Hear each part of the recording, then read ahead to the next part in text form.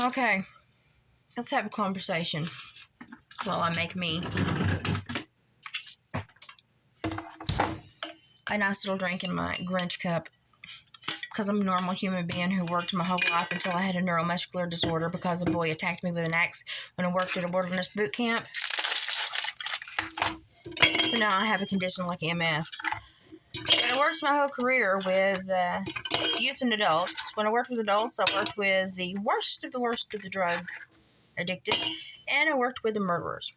So, for everybody that is what I would like to call a jailhouse lawyer, you're screwing each other over by telling each other lies and trying to stand up for yourself and your past behaviors or your current behaviors and try to say that someone else is wrong because you want to be right, because if they're right, it means you're wrong, and you're still a dope head drug addict and you haven't hit rock bottom hard enough yet to bounce up and become the person you should become. Because everybody has a great person inside of them.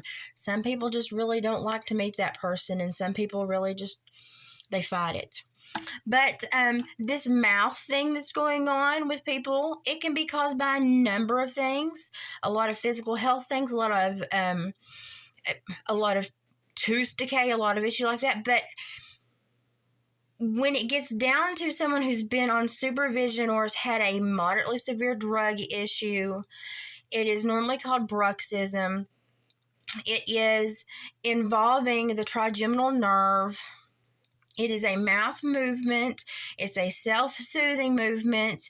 It is them trying to think, hide their disorder, but therefore it directly shows. I used to keep a bowl of candy on my desk. People with opiates would dig around but never could make up their mind. People with meth would never take a piece of candy because they didn't have any teeth to chew it with.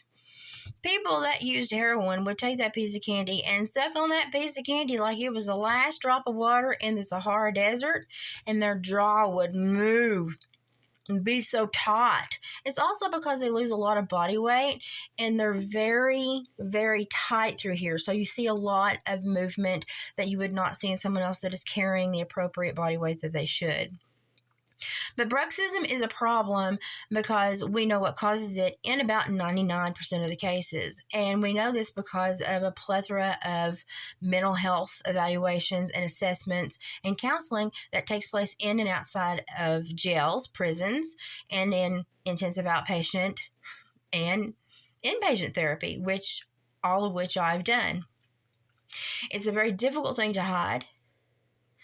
Normally, it comes along with very bad teeth because you will grind your own teeth down farther than the drug use has hurt it. And one of the things that you need to understand is that you can make all the excuses for behavior, and you can understand that there are maybe 99 other reasons why behavior presents. But if you have 25 indicators that point toward one reason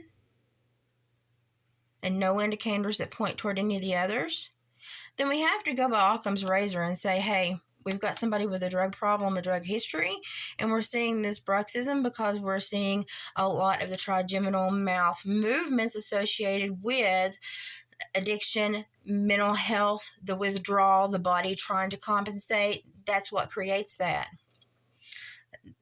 That's what creates that. It's very difficult to watch, especially when you're trying to help people in a job. I had an 84% success rate. I have 4 people that went in the ministry. I have people that are now leading groups that are trying to get people off drugs. I have people in songwriting competitions trying to write songs about coming off dope and how life has opened up to them. I have people that go and speak to juvenile groups saying, please do not turn into what I became, because it took me twice as long to dig out of this hole, because when you're going in, it's just fun. When you're coming out, it's hell. And your body will never react the same, because when you use drugs and you use them substantially to a point where you are addicted, you freeze your brain. So if you started at the age of 12, 13, 14, 15, 16, then when you start using, it stops, okay? There is no growth, especially in the frontal lobe where your social skills are, which we can obviously see on the comments. on social media and YouTube. It's just blatantly, obviously, you're defensive. You're defensive because you have an issue. You have an issue because you've not overcome something that is causing you trauma. Because normally, trauma is addicted to drug use and that trigeminal nerve, which is also connected to bruxism. It's just a lot to understand. But let me tell you the very small thing about this. There are two ways to end substance abuse: successfully and in a coffin. I would hope that you would find a way to be successful. No matter how much you hate me or think I'm wrong, I hope that you would educate yourself, go in and research what I'm saying, look into these things, and maybe enlighten yourself as to perhaps you do have a bigger issue than you think you do. It's not under control. And the defense posturing, the mechanism, the gesticulation towards someone who really did a hard job and helped many, many people, because I love humanity and I think that everyone deserves to be the best form of themselves. It shows that you have something else going on internal. And I hope you find out what that is, because I believe that there's a beautiful person inside of everybody once they become balanced and they understand how to hold themselves personally accountable, be responsible for themselves and their actions, and then own up for what they've done and take care. Go through the process. And once you tie up all those loose ends, you will be a new person. You will be a new person with a newfound competency, and you will be like, I am capable. I am capable of being in society and being a good, productive member of society. And no one has to look at me, and I don't have to defend myself all the time, and I don't have to lie to my family, and I don't have to make excuses, and I don't have to attack people on social media who are obviously trying to tell me I need help. If you can't find a grant bed, or if you can't find a scholarship bed, if you don't have any insurance, email me. Watersworkload@gmail.com. I'll help you find somewhere to go. May not be in the same state, but by golly, I'll try to help you find somewhere to go. I've got enough fingers still in all those pies that I can probably help you find somewhere to go if you really want. If you really want to learn who you are at the core, who God made out of 400 and something thousand options at conception, He created you for a reason that you've yet to understand and discover. I'd like for you to discover that.